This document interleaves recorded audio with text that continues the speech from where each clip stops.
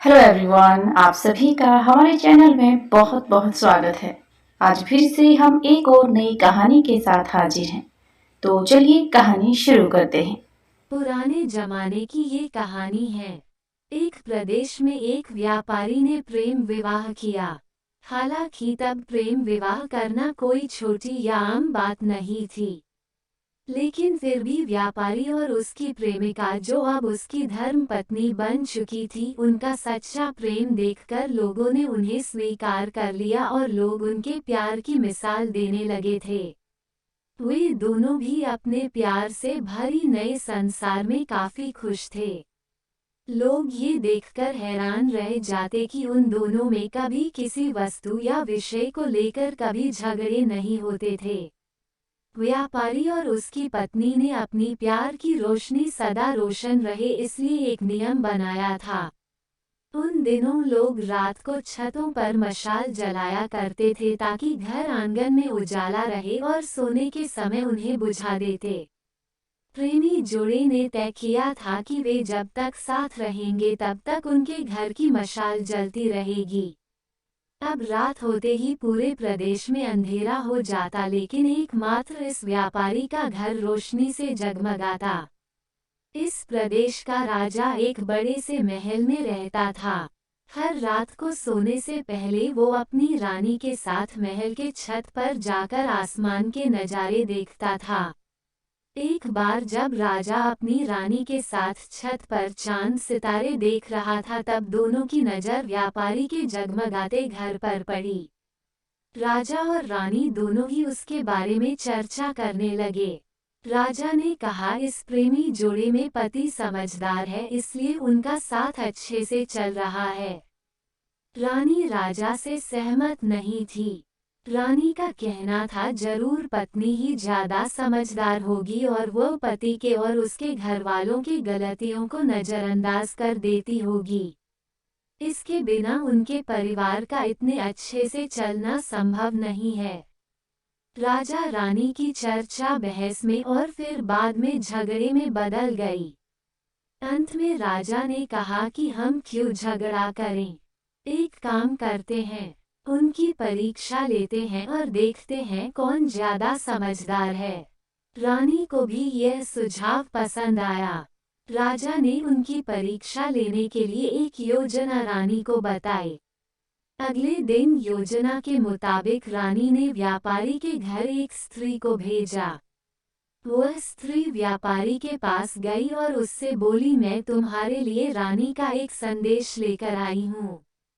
वो स्त्री संकोच करते हुए व्यापारी से बोली कि रानी को तुम बहुत पसंद आ गए हो।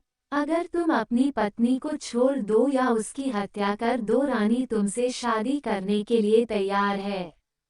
महिला की बात सुनकर व्यापारी को गुस्सा आ गया, लेकिन उसने अपने गुस्से पर काबू रखते हुए उस महिला से कहा कि ऐसी 1000 रानियां भी आ जाएगी तब भी मैं अपनी पत्नी को धोखा नहीं देने वाला। तुम मेरी तरफ से रानी से माफी मांग लेना और कहना ऐसा प्रस्ताव दोबारा ना भेजें। उस स्त्री ने व्यापारी ने जो कहा था वह बात राजा और रानी को जाकर बता दी। व्यापारी का ऐसा जवाब सुनकर राजा खुश हो गया, क्योंकि राजा जैसा सोचता था व्यापारी उतना ही समझदार निकला। अब व्यापारी की पत्नी के परीक्षा की बारी थी। राजा ने एक आदमी को उसके पास भेजा। आदमी ने व्यापारी की पत्नी से कहा, राजा को तुम पसंद आ गई हो। राजा ने कहा है, अगर तुम अपने पति को मार देती हो तो वो तुम्हें उनकी रानी बना लेंगे। आदमी की बातें सुनकर पहले तो व्यापारी की पत्नी कुछ भी नहीं बोली। जब आदमी वहां से जाने लगा तब पीछे से व्यापारी की पत्नी ने कहा कि आज रात को जब मशाल बुझ जाएगी तो समझ लेना कि मैंने अपने पति की हत्या कर दी है। राजा के आदमी ने इस घटना का वर्णन राजा और रानी के सामने जाकर किया।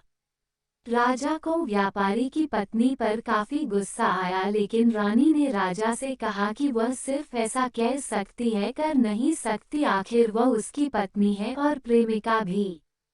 राजा ने तय किया कि व्यापारी को खतरे में नहीं डालना चाहिए, इसलिए राजा ने अपने कुछ सिपाहियों को आदेश देकर उसके घर के पास खड़ा रहने के लिए कहा। राजा ने उनको समझाया कि जैसे ही व्यापारी के घर की मशाल बुझे तो तुरंत उसके घर में घुस जाना और व्यापारी को बचा लेना।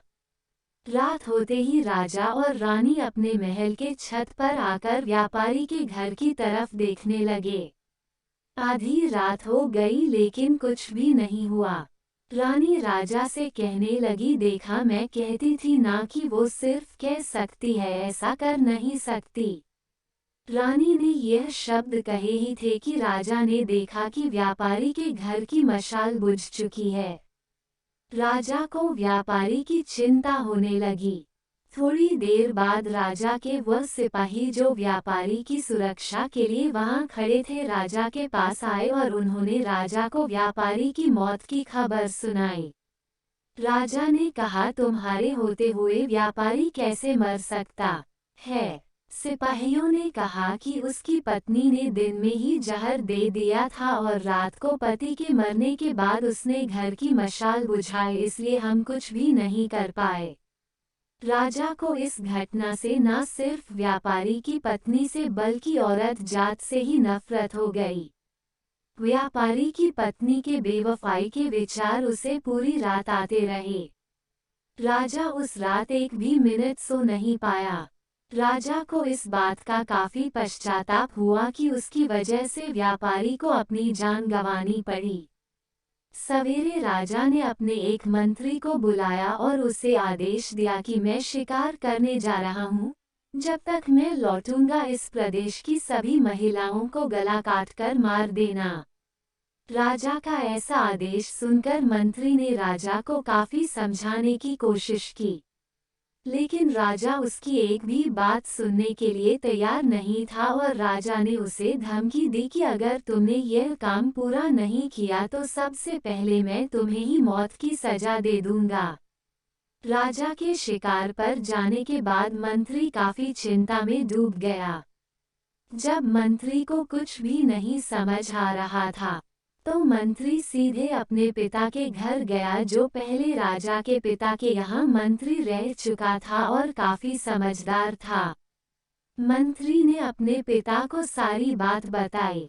बेटे की बात सुनने के बाद उसके पिता ने उसे कहा कि सबसे पहले तुम कहीं पर छुप जाओ, क्योंकि राजा जब लौटेगा और देखेगा कि तुमने उसका हुक्म नहीं माना है तो वह तुम्हें सजा देगा। मैं देखता हूँ, किसी तरह राजा को समझाता हूँ। रात को जब राजा लौटा और उसने देखा कि उसके प्रदेश में सभी महिलाएं पहले की तरह ही अपना काम कर रही है, घूम रही है, तो उसे मंत्री पर बहुत गुस्सा आया। हर जगह तलाश करने के बाद जब मंत्री नहीं मिला तो राजा सीधे मंत्री के पिता के घर जा पहुंचा। राजा ने मंत्री के पिता से मंत्री के बारे में पूछा। मंत्री के पिता ने राजा को शांत करने के लिए पानी दिया, बैठने के लिए कहा और बाद में राजा से पूछा कि आप क्यों सभी महिलाओं को मारना चाहते हैं। राजा ने व्यापारी वाली पूरी कहानी मंत्री के पिता को बताई। मंत्री के पिता ने राजा से कहा कि आपने जो फैसला किया है मैं उसे सही या गलत नहीं बता रहा हूँ, लेकिन मैं जो एक छोटी सी कहानी जो मैं जब मंत्री था तब मेरे साथ घटित हुई है वह मैं आपको सुनाता हूँ। उसे सुनने के बाद आप जो फैसला करेंगे वह हम सब मान लेंगे। मंत्री के पिता ने कहा, एक दिन में जंगल से गुजर रहा था। अचानक एक नकाबपोश घोड़े पर सवार होकर आया और मुझे बंदी बनाकर घसीटते हुए कब्रिस्तान लेकर गया। वह मुझे एक कब्र के पास लेकर आया। वहां पर पहले से एक कब्र खुदी हुई थी और एक सर कटा आदमी उस कब्र में था। उस नकाबपोश ने मुझे उस कब्र में मिट्टी डालने के लिए कहा। जब मैंने कब्र को पूरी तरह मिट्टी से ढक दिया तब उसने मुझे बाजू में एक और कब्र खोदने के लिए कहा। मुझे लगा यह दूसरी कब्र मेरे लिए ही खोदी जा रही है। कब्र पूरी तरह तैयार होने के बाद उस नकाबपोश ने अपने चेहरे से नकाब हटाया तो मैं देखकर चौंक गया क्योंकि वह एक बहुत ही सुंदर महिला थी। उसने मुझे कहा कि तुम डरो मत, यह कब्र तुम्हारे लिए नहीं है बल्कि यह कब्र मेरे खुद के लिए है। अभी अभी जो तुमने इस सरकटे आदमी को दफन किया है वो एक राजकुमार है जिसने मुझे पाने के लिए मेरे पति की हत्या कर दी और मैंने बदला लेने के लिए उसे मार दिया। मैं अपने पति से बहुत ज्यादा प्यार करती हूँ, इसलिए मैं इस जन्म में जिंदा नहीं रहना चाहती और उनके कब्र के बाजू में मरकर दफन होना चाहती हूँ ताकि अगले जन्म में फिर से उनसे मिल सकूं। इतना कहकर उस महिला ने अपनी गर्दन पर चाकू रखकर गर्दन काट ली और उस कब्र में गिर पड़ी। मेरे पास कोई दूसरा उपाय नहीं था क्योंकि मुझे पता चल चुका था कि वो मुझे सिर्फ अपने आप को कब्र में दफन करने के लिए वहां तक लेकर गई थी, तो मैंने उसे दफन किया और अपने घर वापस लौट आया। महाराज, आपने जिस घटना को देखा है उसमें एक महिला ने धोखेबाजी की है, लेकिन मैंने जो कहानी सुनाई है, मैंने जिस घटना को अनुभव किया है उसमें एक महिला ने अपने पति के प्यार में अपनी जान दे दी। अब आप ही बताएं महाराज, अगर एक महिला बेवफा निकली तो क्या सभी महिलाएं बेवफा होगी? एक महिला के किए की सजा सभी महिलाओं को देना क्या उचित होगा? राजा को बूढ़े मंत्री की बात अच्छी तरह से समझ में आ गई और उसने सभी महिलाओं को मारने का ख्याल अपने मन से निकाल दिया। अगर आप लोगों को हमारी वीडियोस अच्छी लगती हैं तो प्लीज चैनल को सब्सक्राइब कर लें, वीडियो को लाइक और शेयर भी कर दें। धन्यवाद।